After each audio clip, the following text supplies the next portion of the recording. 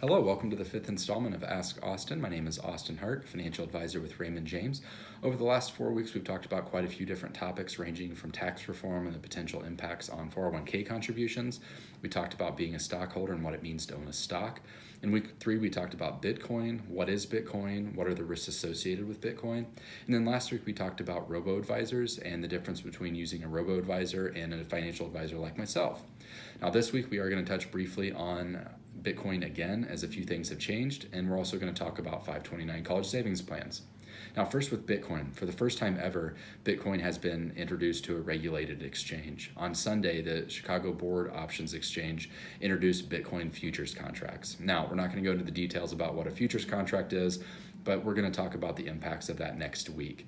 The potential impacts: it might increase or decrease volatility of Bitcoin. As of right now, the volatility of Bitcoin is up and down. It's crazy.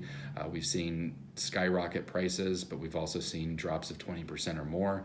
And then, as of yesterday, it went all the way up, shot all the way up to $19,000. It dropped back down to $16,000. So we're seeing extreme volatility with that. So we're going to see, being on an exchange, if that's going to affect that one way or the other. And then on this coming Sunday, another exchange, the CME Group, is also going to introduce futures contracts. So we're getting some more players involved, and we're going to see how that impacts Bitcoin.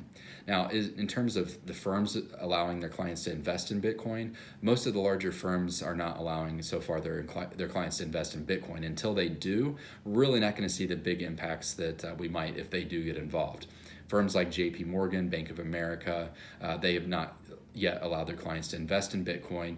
And the largest futures broker, Goldman Sachs, has really restricted it to just certain customers to buy Bitcoin futures. So right now the big players aren't involved. So until they are, we're not going to really see too much in terms of impact of being on the exchange. As we reach next week, we'll talk about it a little bit more in detail and see what's happened over a week and a half period of time and see if there's been any impacts. Now, our topic for today is 529 college savings plans. I do get questions about this quite often, and especially now as the end of the year is approaching. People are trying to get in 529 contributions to take advantage of the tax break that they're going to get by putting money into a 529. So first, we're going to talk about what a 529 is.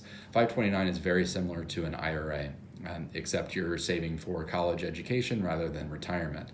As you put money into a 529 for college expenses, that money does grow tax deferred over that period of time. Now, let's say your child turns 18, they're off to college. You can then take distributions to cover things such as tuition, room and board, books, other types of supplies such as a laptop. As long as it's used for a qualified higher education expense, the money comes out both tax and penalty free. That includes the earnings that have grown in the account over that time. So it's a great savings tool, much better than having it in a savings account that's earning next to nothing.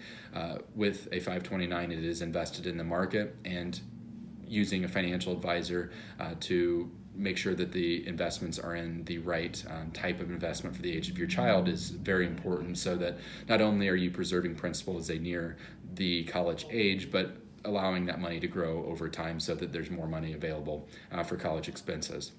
Now, it's not just for parents. That's a great part about it.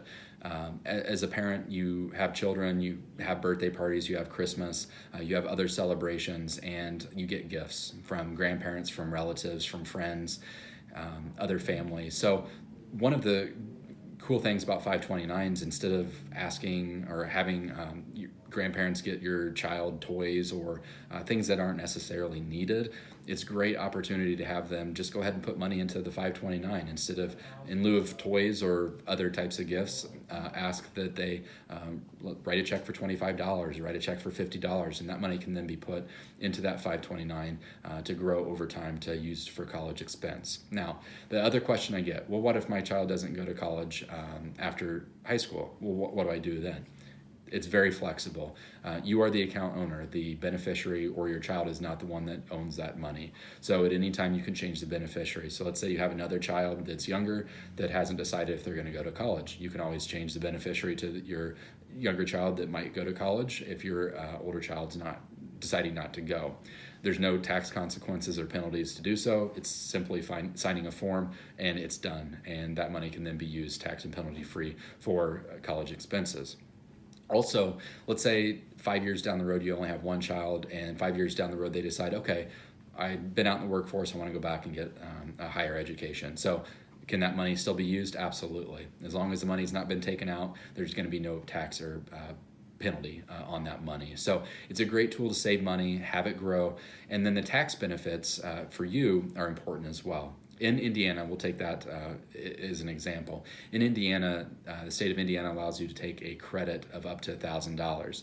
It's 20% towards all your contributions for that year. So if you make a $5,000 contribution across all children or one child during the year, you can take out, you'll get that full deduction or full credit of $1,000. So you put in $5,000, next year you get to file your tax return. If you don't owe any state taxes, you get a return. You get that $1,000 credit. That credit can then go back into the 529. So essentially, you're getting $5,000 for $4,000 of contribution. So it's a great tax benefit for you, and it's great to have that money earn something over time and grow so that there's more money for college expenses. Now, the other benefit is it's great for grandparents that may want to use the federal gift tax exclusion. Contributions do apply to that, up to $14,000, so it can be used for that.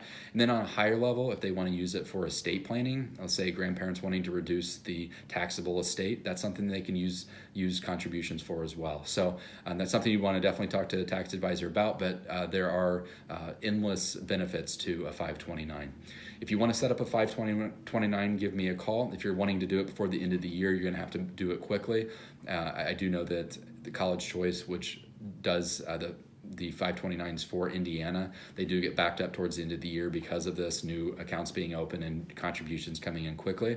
If you're interested or just want to know some more information about 529s, contact me if you have my information, or just leave a comment. I'd be more than happy to go over that with you. It's a simple process. You set up the accounts, you fund it however you want to, whether it be a lump sum or set up on a monthly contribution amount. So great opportunity to save some money as well as get the tax credit.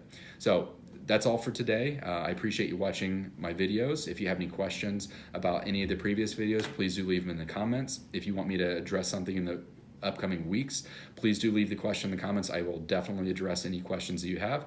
Again, thanks for watching. I look forward to speaking with you next week. Have a great day.